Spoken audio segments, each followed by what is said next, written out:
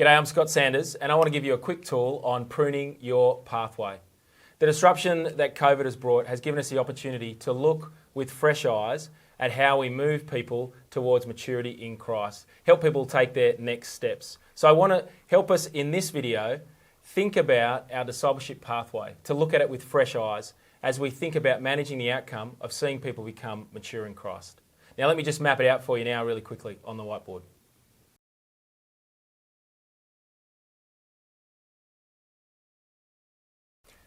Okay, I want to use this tool to help you ask 5 key questions about how people are discipled in your church life. So the first thing to do is actually to document this process. Now, this is looking a lot simpler than what would ordinarily take place in the average church. This is where I want to get you, but when you first document your pathway and your process, what I want you to do is assess and look at everything that actually disciples someone. So if we just simply look at this diagram, what's on there so far? I want you to think about the Christian and the path they take into your church. I also want you to think about the non-Christian. Think about how are they contacted, and then how do they connect with Christians and with Christianity in your church. This section here in the diagram is what I call the integration engine. So it's how someone moves from being a cold contact to being connected in with the life of the church, to then becoming a member or connecting with a course or a one-to-one relationship or an opportunity where they actually have the gospel explained and communicated to them. We want to see people move through the process so to become members in the life of the church, becoming part of a small group, serving in the life of the church, regularly giving and regularly attending church. Now, the reality is it's not necessarily a linear process. People are going to move in and around, and there's going to be a whole bunch of inputs impacting someone as they move into the life of the church. So rather than giving you a linear process here, I really want to point out that it's actually a community, or it's the whole of church. It's an ecosystem. We want to see people deep in the Word. We want to see people Godwardly attentive. We want to hear people joyful and thankful, repenting and trusting Jesus, being prayerful in their life. We want to see people serving in the life of the church. So using their ministry gifts, seeing the body function really effectively. We want to see people part of a community. We have a number of structures where people can care, connect, and be really involved in the life of the church. And then finally, we want to see people on mission. Now, the reality is it's going to take a whole ecosystem to do that. And it's also not a simple linear process of moving across from one step to another step to another step. But this pathway process helps you just document some of the key moments. So the first question that I want to ask is, what is the goal? We want to see someone become mature in Christ. And so I want you to think about a person in your church. What is the goal or the outcome for that person? We want to see them become Colossians 1:28, mature in Christ. What does that look like? Have a discussion with your team about what the mature member looks like in your church. Secondly, as you're sitting down with your team as well, you perhaps might want to ask this question. What ministries are growing people in your church? What ministries have grown you in this church? And as you think about them, start mapping them out on this discipleship pathway. Start filling them out. I think one of the first things you do as you document, you'll tend to see that church life is really complex. In fact, most churches tend towards complexity. Now, the problem with a full discipleship pathway is that ministries start to compete. The problem in most churches is that we tend to add rather than subtract ministries. So we've started ministries and then we've started other ministries. We haven't actually stopped other ones.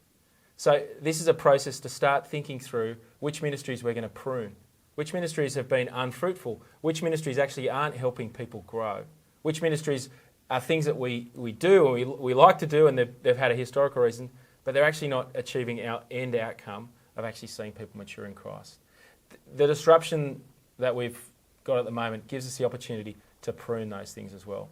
The other problem with a complex church is that people are competing for teams and ministry. And as we have more activities happening in the life of the church, we find that we just don't have enough volunteers to actually run ministries well. So the path will tend to show you that you tend towards complexity. You want to prune. You want to take the opportunity to be intentional. What ministries are actually going to move people in? Now, as you are thinking and assessing this pathway, the other thing I want you to think about is, do we have a front door or a back door problem? What do I mean by this? If we've got a front door problem, we're not connecting with non-Christians or Christians in our community who aren't going to church. So how do we identify if we've got a front door problem? Well, generally over the course of 12 months, you'll see the same number of people that averagely attend your church on a Sunday. So say you're a church of 150. Over the course of the year, I think a healthy church will see between 150 to 200 visitors or first-time guests in your church.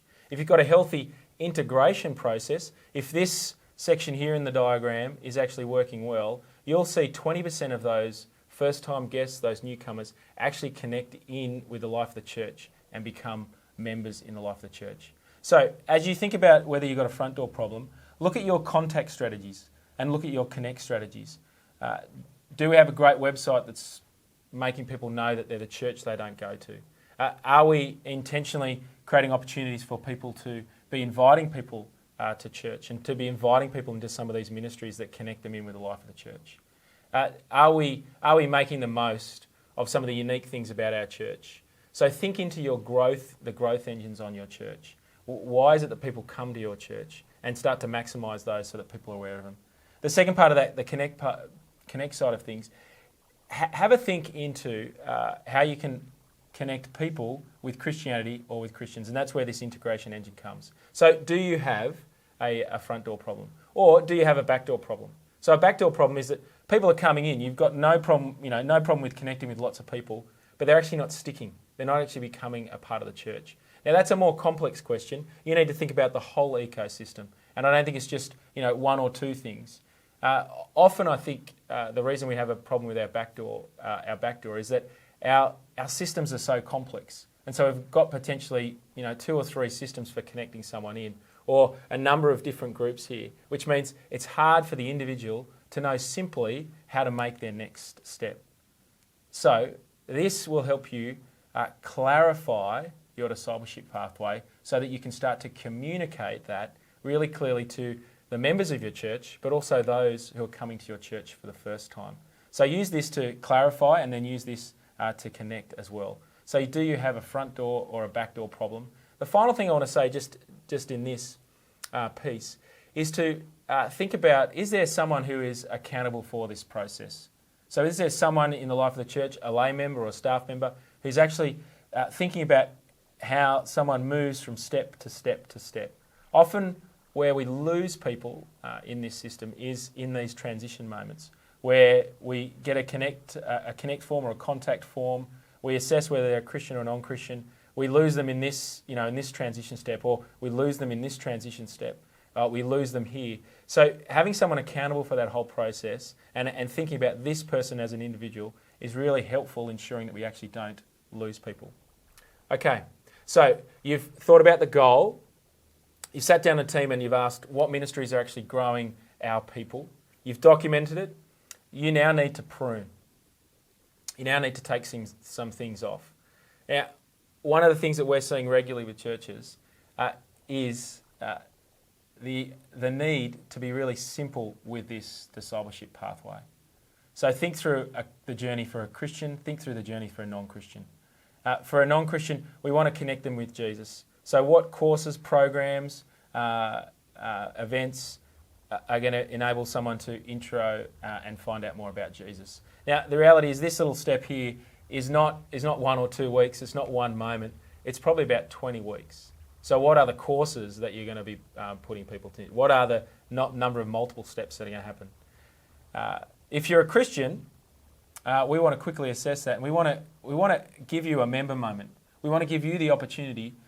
We actually want to give you the opportunity to work out, is this the church that is going to be your home? That could be a Sunday lunch, that could be a membership course, that could be online, that could be a number of weeks. But you want to actually help people know when they become a member of the church.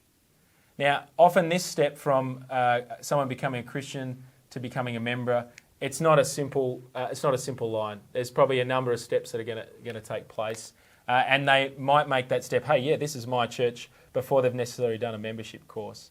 But it's worthwhile documenting that and working out a process so that people aren't making that call for themselves. And then that next step, they understand what it means to become a member of the church. We actually want to move them into some critical structures for discipleship. So those critical structures are obviously our gatherings, our regular weekly gatherings, some sort of small group structure, and ministry teams. We want to get people being part of a group, serving, and then giving to the body of Christ. So, very simple tool. Start to think through what those are. Now, I said clarify, and I also said communicate. You want to now, with this simplicity here, start communicating to your church those simple next steps that people make. One of the simple ways to do that is on a Sunday, have regularly 2 announcements. The first one is, hey, if you're here for the first time and you want to find out more about Jesus, we've got a great course, or we've got someone you can meet with and connect with who can help you find out more about Jesus. That's starting next week. Or come and see someone at the welcome table at the back of the church after the service.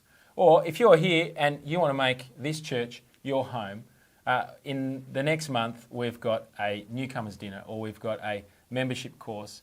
That's a really great next step for you to become part of this church. So, think about the goal, ask what ministries are growing people, document that path, and prune. Churches tend towards complexity, so take things off so you can be intentional about making disciples. We want to prioritise the path and help people keep making steps towards becoming mature in Christ.